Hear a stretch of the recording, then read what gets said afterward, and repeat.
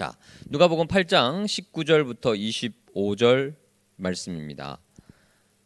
큐티를 할 때 가장 먼저 우리가 살펴봐야 될 것은 본문의 핵심의 내용이 무엇인가를 기억하는 겁니다. 그래서 19절부터 25절을 쭉 읽으시면서 빈 공간에다가 한 줄로 한번 요약을 해보면 좋겠는데 어떤 식으로 요약하면 좋을까요? 어떤 내용이 있죠? 19절부터 25절에 보시니까 크게 두 개의 내용이 있죠. 내용이 크게 두 개가 있습니다.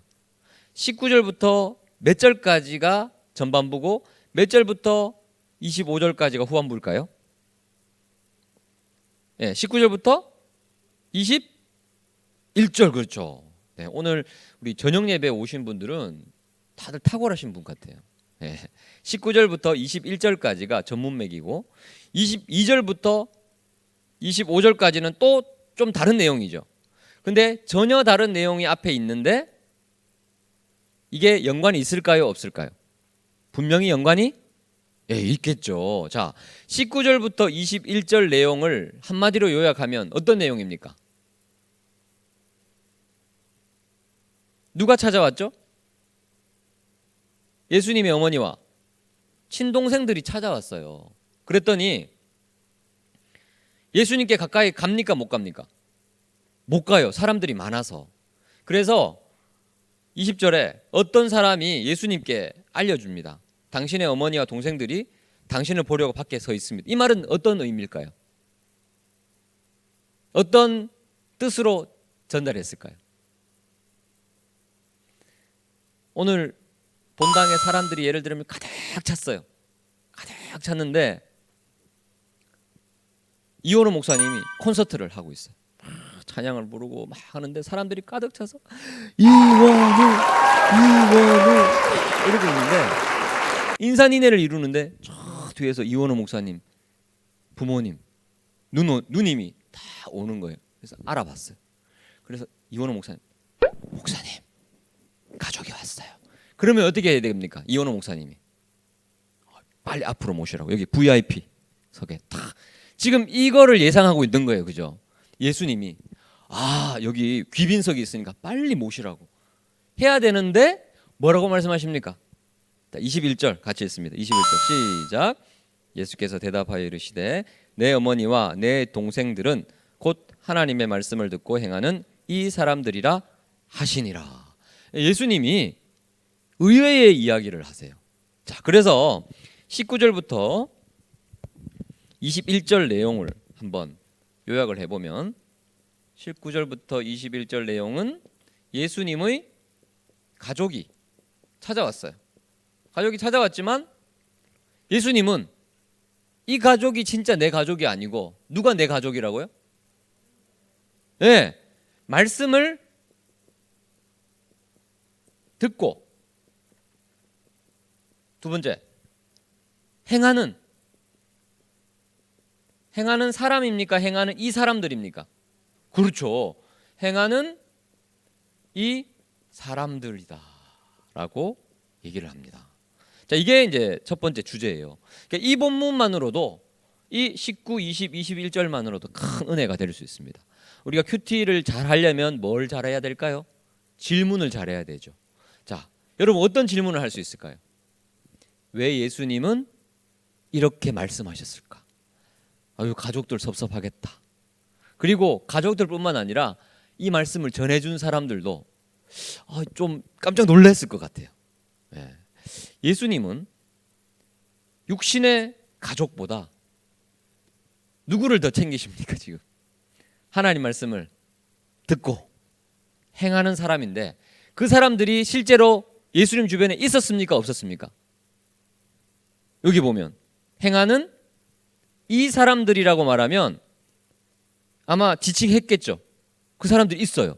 그 사람들이 누굽니까? 그 사람들이 누구죠? 오늘 본문에는 없어요. 어제 큐티 하신 분들은 알 거예요. 8장 1절부터 보시죠. 8장 1절부터. 자, 8장 1절에 보시니까 예수님이 각 성과 마을에 두루 다니시며 하나님 나라를 선포하시는데 혼자 사역하지 않으시고 누구랑 같이? 열두 제자. 열두 제자가 함께 했습니다.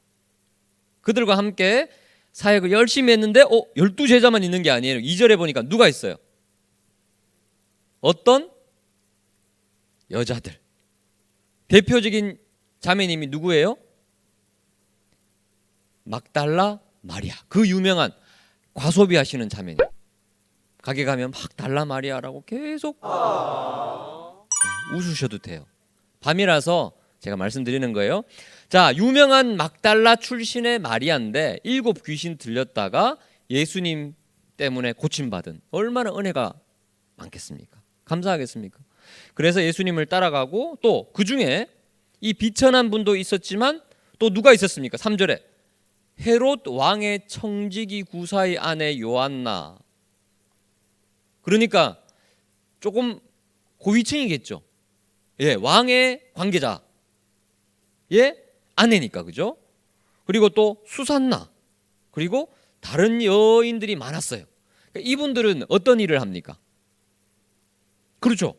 뭐라고 되어 있습니까? 3절 후반부에 자기 소유로 누구를? 예수님의 제자 공동체를 섬겼어요. 그래서 예를 들면 남전도회가 앞에 나가서 막 봉사하고 선교하고 페인트 칠하고 막 이렇게 사역을 하면, 여선교회는 지금 뭐 하고 있어요?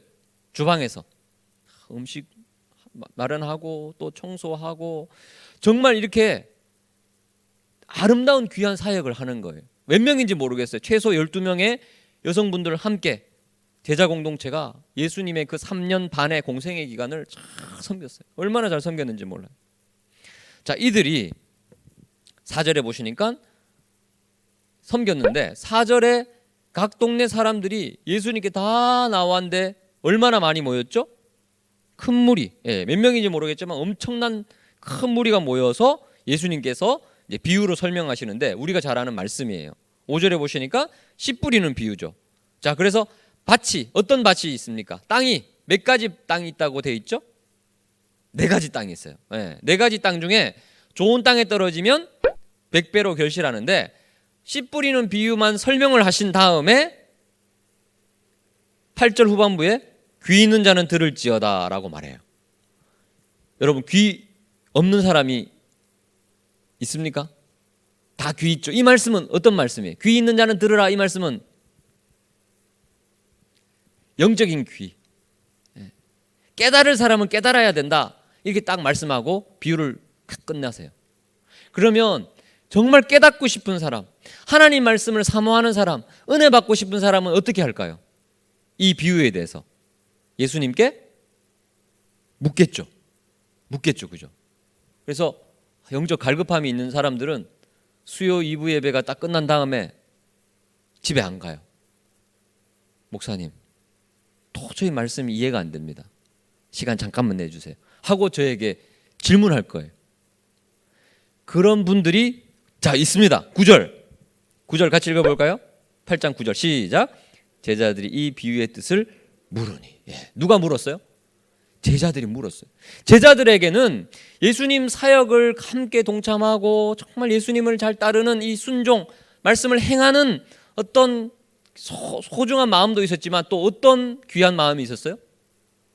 예수님의 그 말씀, 예수님의 그 진리 되신 말씀의 뜻이 무엇일까 궁금해했어요. 다른 사람들은 다 그냥 말씀을 듣고 한 귀로 듣고 한 귀로 흘리는데 질문했어요. 예수님, 그 비유 뜻이 뭐예요? 그래서 이 비유의 뜻이 누구에게만 허락됐습니까? 10절에 하나님 나라의 비밀을 아는 것이 너희에게는 허락됐어요. 왜요? 물었으니까. 들을 귀가 있는 거예요. 들을 마음이 있는 거예요.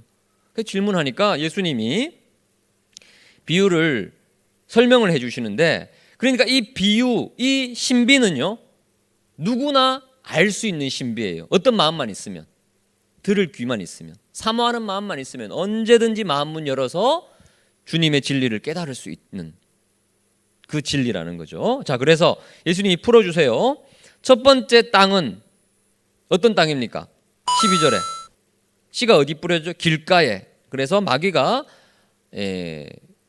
구원을 얻지 못하게 빼앗아요. 또 두 번째 땅 13절에 씨가 어디 떨어졌죠?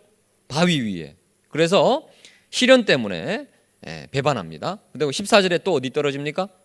가시떨기, 걱정 근심이 많아서 또 재물과 향락의 기운이 막혀서 결실하지 못하죠. 근데 마지막에 15절 어디에 떨어지니까요? 좋은 땅에 떨어지니까 착하고 좋은 마음으로 말씀을 듣고 지키어 인내로 결실하니까 몇 배나 결실하죠? 네, 100배나 결실합니다. 엄청난 결실이죠. 자, 그래서 이 100배의 결실하는 이 8장 15절 좋은 땅에 떨어진 씨앗, 하나님의 말씀이 잘 결실되어지는 이 말씀이 사실 8장의 핵심 말씀이에요. 자, 그렇다면 다시 19절부터 보실까요? 자, 예수님의 가족은 누굽니까? 예수님의 가족은 혈연 가족이 아니에요. 예수님이랑 같이 집에서 지냈다고 해서 예수님의 가족이 아니라 누가 진짜 가족이라고요? 말씀을 듣고 행하는 이 사람들이 누굽니까? 바로 예수님의 제자들. 예수님의 제자들은 배와 물고기를 버려두고 자신의 모든 삶을 드리고 예수님께 헌신했어요. 여인들은 자신의 소유를 팔아서 예수님과 예수님의 공동체를 잘 섬겼어요. 쉬운 일이 아니에요. 하지만 기쁨으로 섬겼고 또 말씀에 반응했어요. 말씀을 듣고 좋은 마음으로 그 말씀을 아멘하고 받고 착하고 좋은 마음으로 인내로 잘 결실했던 사람, 그 사람이 누구라고요?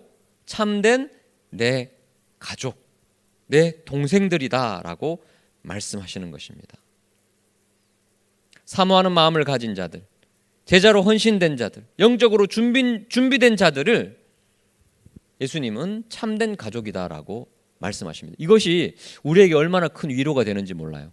여러분, 예수님의 동생들은 어떻게 보면 굉장한 조건을 이미 가지고 있는 사람들입니다. 그죠? 하지만 아무 소용이 없어요. 엄청난 특권을 가지고 있음에도 불구하고 예수님의 동생들은 나중에 예수님이 십자가에 달려 돌아가시고 나서야 예수님을 믿게 됩니다. 지금은 예수님의 사역 초창기니까 예수님의 동생들이 예수님을 계속 비아냥거렸어요. 편견 때문에, 선입견 때문에. 마음에 말씀이 들어가지 않는 거죠. 예수님 안부를 묻기 위해서 온 게 아니라 뭐 하나 한번 보자, 팔짱 끼면서 그렇게 지켜보는 거예요. 그러니까 말씀이 들어가지가 않죠. 말씀대로 행하지 않죠. 그러니까 엄청난 특권에도 불구하고 그 특권을 온전히 누리지 못해요. 반대로 베드로를 비롯한 예수님의 제자들은 참 비천한 그런 어부도 출신이었고 또 세리도 있었고 또 특별히 막달라 마리아 같은 7 귀신 들린 사람이니까 얼마나 사회에서 손가락질 받았겠습니까? 하지만 그러함에도 불구하고 말씀을 듣고 행하면 누가 된다고요? 예수님의 제자가 된다는 거예요. 이것이 뭐냐? 자, 8장 우리 오늘 본문 바로 앞구절 보세요.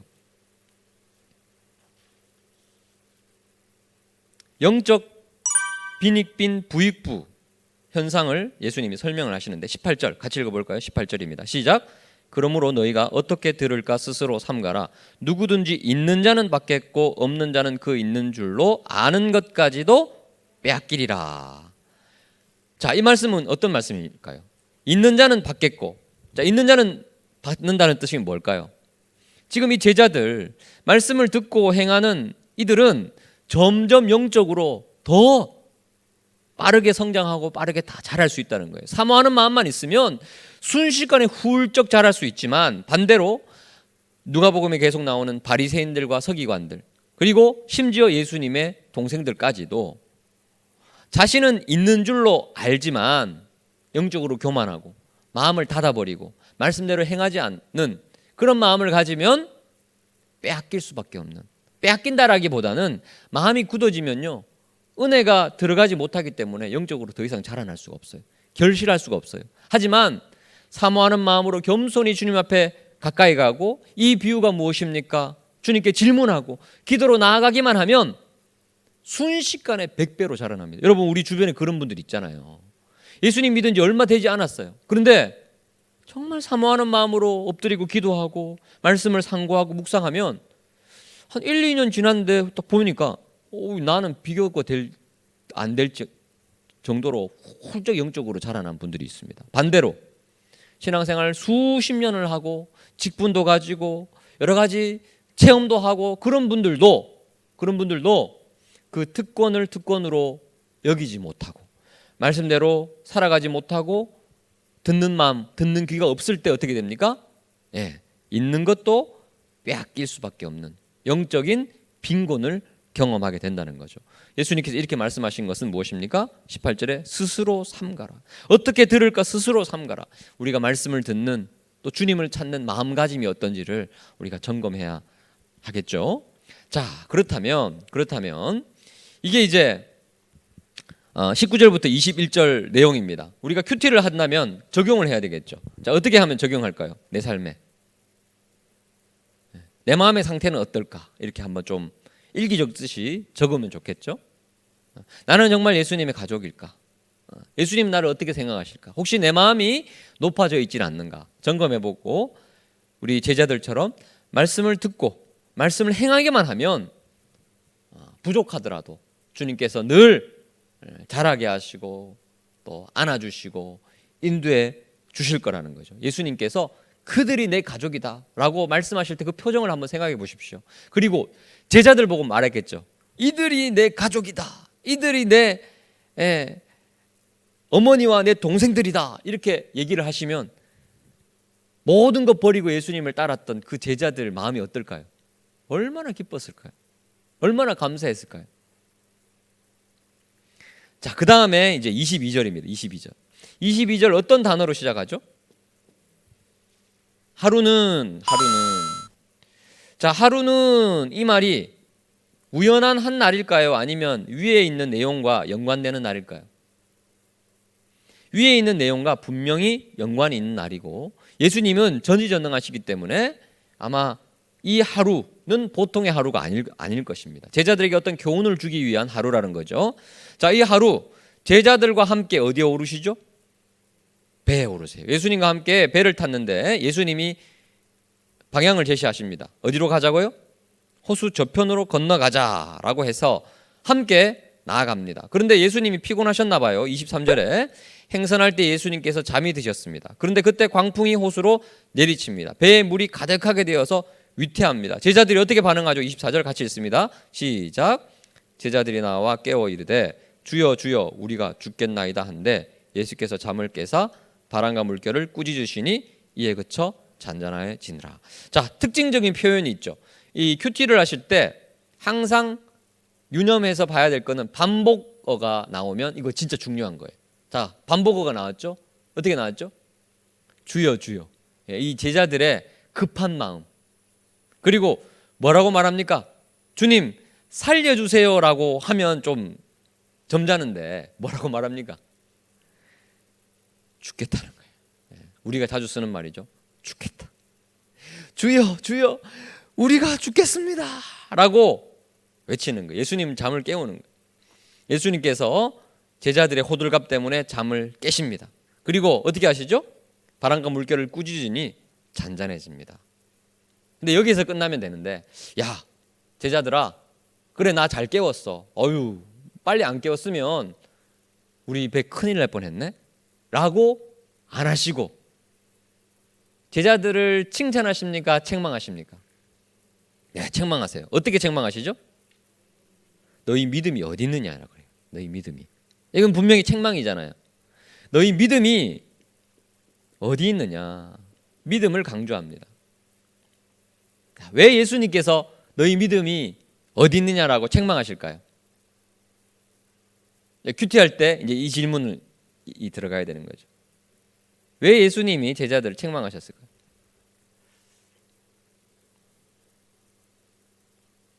잠 잘 자고 있는데 깨워서? 우리 잠 잘 자고 꿀잠 자고 있으면 권사님 막 누가 깨우면 기분 안 좋죠. 그래서 그럴까요?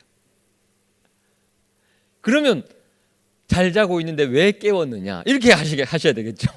근데 믿음에 대해서 얘기해요. 믿음. 제자들에게 뭐가 부족했어요? 믿음. 어떤 믿음? 예수님이 주무셔도 한 배에 타고 있으면 그 배는 어떻게 해요? 안전한 거예요. 지금 22절에 보면 함께 배에 오르사. 함께 배에 탔죠. 그리고 예수님이 건너편으로 가자 그랬죠. 예수님이 가자 그랬죠. 그러니까 제자들은 순종한 거예요. 함께 배 타고 함께 예수님과 목적지를 향해 달려가고 있어요. 우리 그런 표현 있잖아요. 우리는 한 배를 탄 운명입니다. 그런 표현 있죠. 지금 제자들과 예수님은 한 배를 탄 운명이에요. 예수님이 타니까 제자들도 따라 타고 같은 목적지를 향해서 지금 가고 있어요. 말씀을 듣고 행하는 운명 공동체가 됐어요. 근데 예수님이 지금 주무세요. 하지만 구약에 의하면 분명히 우리 하나님은 졸지도 않으시고 주무시지도 않으시고 우리를 불꽃 같은 눈동자로 시퍼렇게 살아계셔서 늘 지켜주시는 분이라 그랬어요. 그러면 주무셔도 제자들을 안전히 지켜주십니까? 안 지켜주십니까? 지켜주세요. 하지만 이 믿음이 없었던 거예요. 조금만 안 깨우고 가만히 있었으면 어떻게 됐을까요? 목적지까지 갔다 안 갔다? 가요. 안 죽어요. 예수님이 간다 그랬으니까. 그러면 이 제자들에게는 뭐가 필요합니까? 믿음이 필요한데 이 믿음은 또 다른 표현으로 8장 15절. 자, 8장 15절 다시 볼까요?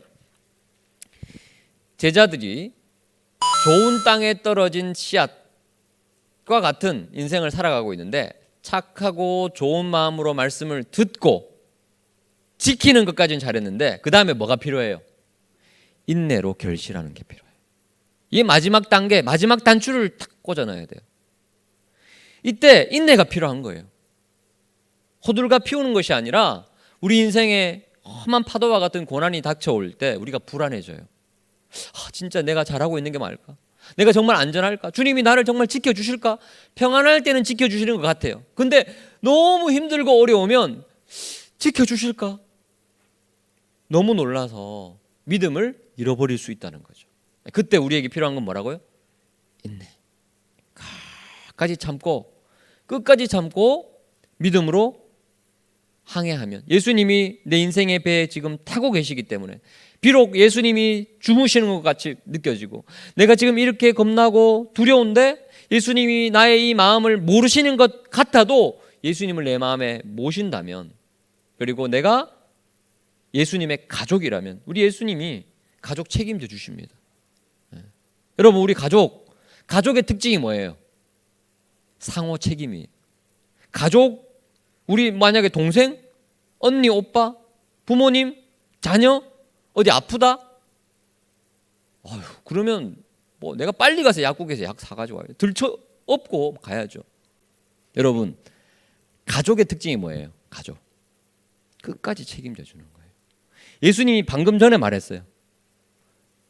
내 말을 듣고 행하는 자가 내 가족이다. 그 말씀은 어떤 말씀이에요? 그 인생 내가 책임진다. 제자들이 예수님 우리가 죽겠습니다. 뭘 죽어요? 죽기는 안 죽어요. 끝까지 책임집니다. 그래서 내일 큐티 보시면 건너편에 도착합니다. 여러분 우리를 향한 하나님의 사명이 있습니다. 우리에게 주신 사명, 그 사명이 끝나기 전까지는 우리가 안전할 줄 믿습니다. 천국 가는 그날까지 우리는 운명 공동체이기 때문에 예수님의 가족이기 때문에 한 배를 타고 있기 때문에 우리 예수님이 끝까지 책임져 주실 줄 믿습니다. 기도하겠습니다.